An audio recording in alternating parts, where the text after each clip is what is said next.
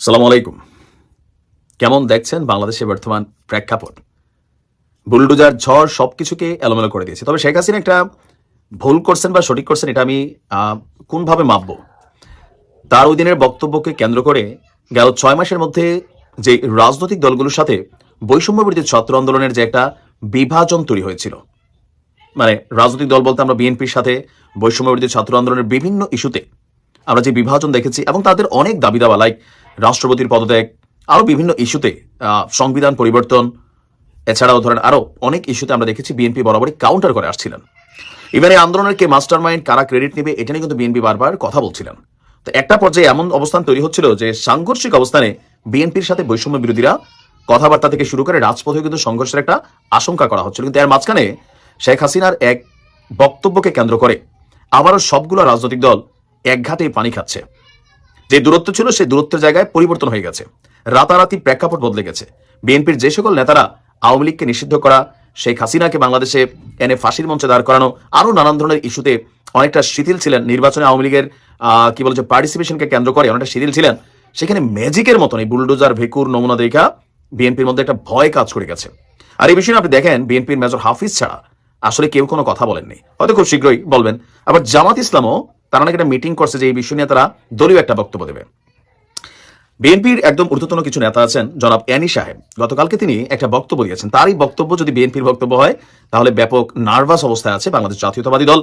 ছাত্রদের জনতার যেই বুলডোজার অভ্যুত্থান আবার আমরা দেখলাম, তাতে অনেক কিছুতেই পরিবর্তন, গলার আওয়াজ বদলে গেছে।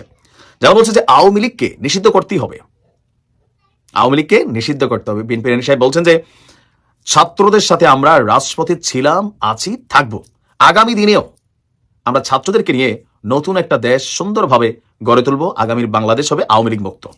ইভেন আওয়ামী লীগের বিচার চেয়ে বিএনপির অনেক নেতা গতকালকে থেকে নানান ধরনের বক্তব্য দিয়েছেন, ছাত্র দলের নেতারা বক্তব্য দিয়েছেন। গেল কয়েকদিন আগেও তাদের গলার মধ্যে অন্যরকম কিছু সুর ছিল। এই যে রাতারাতি ম্যাজিক্যালি পরিবর্তন, এটা কি সেই ইটের জন্যই? মানে ধানমন্ডি 32 থেকে একজন লোক একটা ইট নিয়ে যাওয়ার সময় বলছিল এই ইট তুলে রাখা হবে কেন? আগামী দিনে কোনো রাজনৈতিক দল যদি ফ্যাসিবাদ, ফ্যাসিস্ট অথবা স্বৈরাচারী ভূমিকায় যায়, তাহলে এই বাংলায় যে বুলডোজার ঝড় উঠছে এটা থাকবে। তবে হ্যাঁ, বাংলাদেশে এত বছরে আমরা এই বুলডোজার বা ভেকু ঝড় দেখি নাই। ক্ষমতার পালাবদল হয়েছে, রাজনৈতিক প্রেক্ষাপট পরিবর্তন হয়েছে, নেতারা বিদেশ পালাইছে, কিন্তু কারুর বাড়ি ঘর কোনো এমপি মন্ত্রী বিএনপির এইভাবে গণহারে বুলডোজার দিয়া ভাঙা দেওয়ার ইতিহাস আমরা কিন্তু এই প্রথমবার দেখলাম।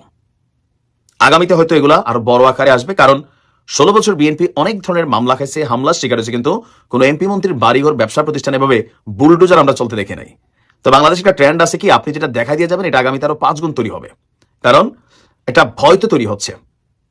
এখন এই প্রেক্ষাপটে এসে বিএনপি যে আজকে আওয়ামী লীগকে নিষিদ্ধের ব্যাপারে বা আওয়ামী লীগ নামে কেউ রাজনীতি করতে পারবে না এই দেশে আর, মানে একদম বিভিন্ন পর্যায়ের নেতারাই যে বক্তব্য দিচ্ছেন, কেউ কেউ বলছেন যে বিএনপি সম্ভবত ছাত্র জনতার এই আগ্রাসী রূপে ভয় পেয়ে গেছেন, অথবা পলিটিক্স হচ্ছে কি পরিস্থিতিকে কন্ট্রোল করা বা টেকনিক্যালি এটার সাথে তাল মিলিয়ে চলা, এটাও হইতে পারে। এখন বিএনপি অফিসিয়ালি যদি বক্তব্য দেয় এই সকল ইস্যুতে তখন বোঝা যাবে। বাট মেজর হাফিজ বলছিলেন যে সরকার এই ব্যাপারে আসলে নীরব কেন, বা সরকার এই ব্যাপারে কেন কোনো ভূমিকা রাখছে না, এটা প্রশ্নবোধক চিহ্ন তিনি ছড়িয়ে দিয়েছেন। দেখা যাক আর কি কি ঘটে। ভালো থাকুন।